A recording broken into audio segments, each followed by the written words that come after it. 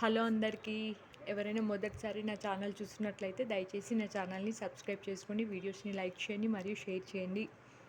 అందరికీ మొదటిగా వారాహి గుప్త నవరాత్రులు శుభాకాంక్షలు. వారాహి నవరాత్రులలో ఇది 7వ రోజు.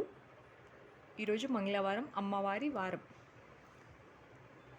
నేనైతే ఇప్పుడే అమ్మవారికి ప్రదోష పూజ, దీపారాధన చేసేసుకున్నాను.